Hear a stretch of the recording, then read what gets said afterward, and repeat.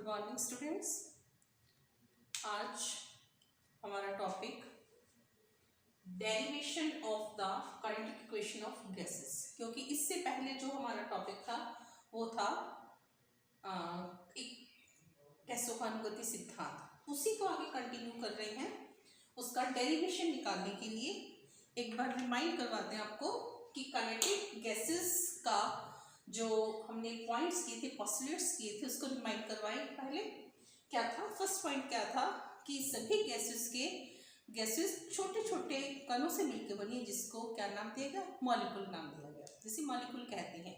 और वो जो मॉलिक्यूल्स हैं वो एक ही गैस में एक समान और दूसरी गैसों से भिन्न होते हैं। अब डेरिवेशन के लिए क्या है कि हम एक कल्पना करते हैं, हमारे पास एक बॉक्स है जिसके अंदर गैस भरी हुई है। इस बॉक्स में गैस है और इस बॉक्स की जो लंबाई है वो L सेंटीमीटर है और इसमें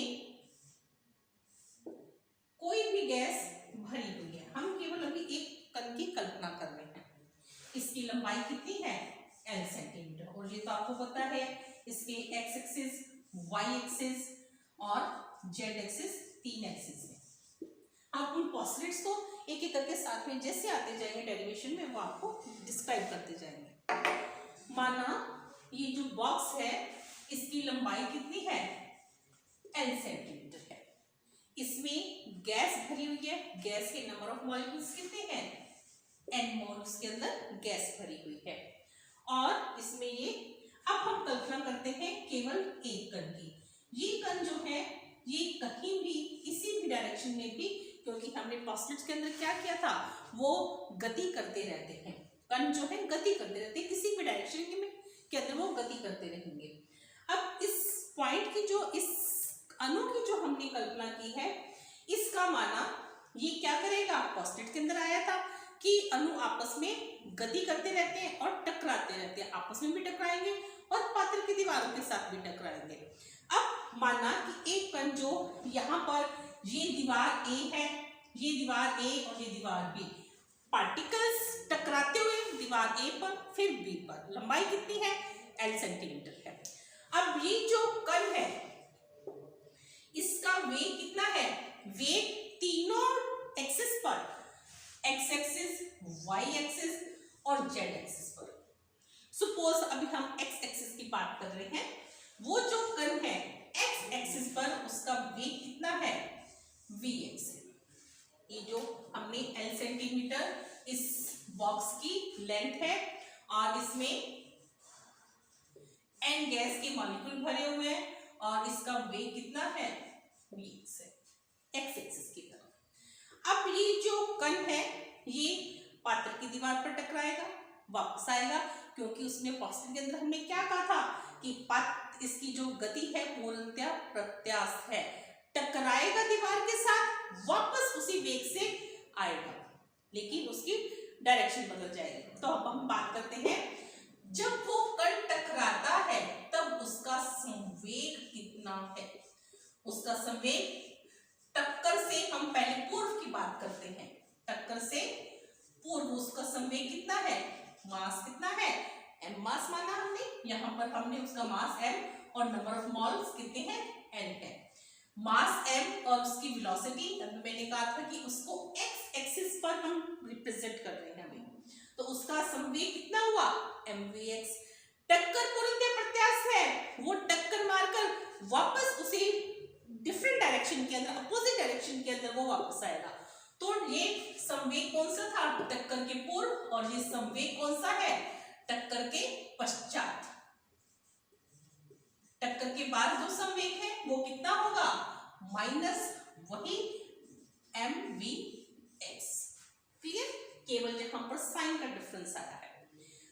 अब टोटल संवेग कितना होगा, टोटल मोमेंटम कितना होगा, mvx पूर्व और पश्चात प्लस माइनस mvx दोनों का, तब इसके अंदर क्या आ जाएगा, 2mvx। ये टोटल मोमेंटम है इसका। अब जो कण है वो टकरा रहा है वापस कितनी कर रहा है, एल सेंटीमीटर, तो कितना हो जाएगा, दूरी उसने कितनी तय की, एल तय की। तो एक सेकंड में वो कितनी दूरी तय करता है, 12 दूरी। अब इसके अंदर जो यहाँ पर हम टकरों का ले रहे हैं, एक सेकंड में होने वाली जो टकरें हैं उसमें क्या होगा, एक सेकंड में होने वाली टकरें किसके बराबर होंगी, यहाँ पर vx, वेग कितना है, कितना डिस्टेंस उसने कवर किया है, तो इसको आप ये speed equal to distance upon time से भी मेजर करते हैं। अब टाइम क्या है, एक सेकंड के अंदर कितनी टकरें हो रही है इसके अंदर, तो उसके अंदर क्या आ जाएगा, एक सेकंड में होने वाली टकरों की संख्या ये आ जाएगा 12, डिस्टेंस कितना कवर किया उसने और उसकी वेलोसिटी कितनी है, डिस्टेंस अपॉन टाइम से एक सेकंड के अंदर होने वाली टकरों की संख्या। अब एक सेकंड के अंदर उसमें संवेग परिवर्तन कितना हुआ है, उसके अंदर टोटल संवेग कितना आया हमारे पास, mvx, ये जो हमने निकाला था, और साथ में एक सेकंड के अंदर उसमें टकरों की संख्या ये कितनी है, vx अपॉन 2 है, सॉरी ये वाली, ठीक है।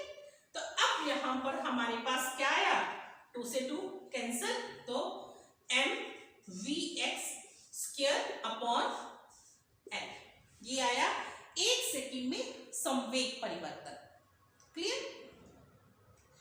अब ये एक सेकंड के अंदर जो वेग परिवर्तन है, फिर वही बात रिपीट करें फॉस्फेट के अंदर कि हमने क्या कहा था, उसको दीवार A के साथ टकराना है, फिर दीवार B के साथ, जितना संवेग की परिवर्तन है उतना ही उसके अंदर B के साथ टकराने में आएगा, तो कुल संवेग परिवर्तन कितना हो जाएगा, इसको हम डबल कर देंगे तो क्या होगा, 2mvx अपॉन l, ये होगा टोटल संवेग परिवर्तन।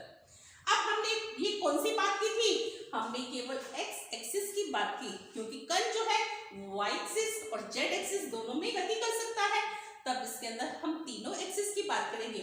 मैं एक बार रिपीट कर देती हूँ, इसमें गैस भरी हुई है, नंबर ऑफ मोल्स कितने हैं एंड बॉक्स की लंबाई कितनी है, l सेंटीमीटर है, और उसमें जो कण माना है हमने उसका द्रव्यमान कितना है, स्मॉल m है। अब वो पार्टिकल जो है, वो मॉलिक्यूल जो है, वो उसका संवेग टक्कर से पूर्व संवेग कितना है, mvx, और टक्कर के पश्चात कितना है, माइनस mvx, टोटल कितना हो जाएगा, 2mvx हो जाएगा। अब इसके अंदर हमने एक सेकंड में होने वाला संवेग परिवर्तन देखा, टोटल संवेग परिवर्तन कितना है, 2mvx, अभी जो हमने निकाला था, इसके बाद क्या आया, vx अपॉन 12, हमने परिवर्तन देखा, तो हमारे पास संवेग परिवर्तन कितना आया एक सेकंड के अंदर, mvx स्क्वायर अपॉन l, ये कौन सा था, दीवार A के साथ था, दीवार B के साथ क्या हो जाएगा, 2mvx स्क्वायर अपॉन l हो जाएगा। ये किसकी बात की हमने, x एक्सिस की बात की। अब इसी इक्वेशन को हम किसी भी डायरेक्शन के अंदर ले सकते हैं, y में, z में भी। तो अब हम टोटल देखेंगे, तो टोटल हमारे पास क्या आया, 2mvx स्क्वायर अपॉन l, ये तो कौन सा था, x एक्सिस की तरफ, और y एक्सिस पर 2mvy अपॉन l, क्योंकि उसका वेलोसिटी y एक्सिस पर क्या है, vy है, और 2mvz अपॉन l, ये कौन सा हो जाएगा, xy z एक्सिस के अंदर। अब इसमें से कॉमन क्या है अपने पास, 2m अपॉन l और vx स्क्वायर, vy स्क्वायर और vz स्क्वायर। अब ये एक्सिस, तीनों एक्सिस में कहीं भी कैसी भी गति कर सकता है, इसको हम इसकी जगह पर क्या लिख देते हैं, कुछ बुक्स के अंदर c लिखा हुआ है, कुछ के अंदर स्मॉल v लिखा हुआ है, जैसे आपको इजी लगे वैसे लिखना, मैं यहाँ पर स्मॉल v या स्मॉल v लिख रही हूँ। तो 2m upon l v square, अब v स्क्वायर क्या है, इसको हम कहते हैं RMS velocity, root mean square velocity, clear. ये किसके बराबर है, ये v जो है वो बराबर है किसके, vx vy vz, vx vy और vz, root mean square velocity है। अब हमने नंबर ऑफ मोल्स कितने थे हमारे पास, N थे, तो यहाँ पर हम क्या लगा देंगे, ये तो एक मॉलिक्यूल के लिए था, तो 2mnv² अपॉन N आ जाएगा। क्लियर? अब ये जो हमारे पास गैस है, ये पात्र में रखी हुई है। मैंने आपको ऑस्लेट के अंदर क्या बताया था कि जो गैस है वो टकराती रहेंगी, और टकराते हुए वो जब पात्र की दीवार पर टकराती है तो इकाई आयतन पर लगने वाला बल जो है वो क्या कहलाता है, दाब कहलाता है। और बल किसके बराबर है, फोर्स इक्वल टू संवेग परिवर्तन की दर। संवेग परिवर्तन की दर ये किसके बराबर हुई, फोर्स के। ये जो दर है हमारे पास, संवेग परिवर्तन कितना आया, 2mnv² अपॉन L आया।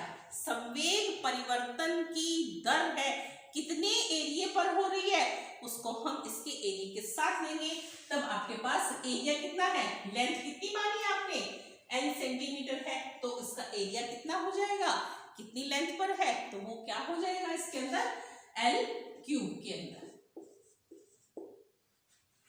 क्लियर? ये इसको हम अभी बाद में देखते हैं, पहले इसको यहां तक क्लियर करिए। फोर्स इक्वल टू संवेग परिवर्तन की दर जो है वो mnv² अपॉन L के बराबर आती है। ठीक है, अब हमारे पास एरिया जो है, फोर्स इक्वल टू संवेग परिवर्तन की दर जो है 2mnv² अपॉन L है। ये जो mn है, हमने ये एक उसका मास माना एंड उसके नंबर ऑफ मोल्स है, तो इसकी जगह पर हम क्या ले सकते हैं, 2mv² अपॉन L से, तो बात की बात है इसके अंदर। तो अब इसके अंदर हम इसका एरिया के अकॉर्डिंग करते हैं।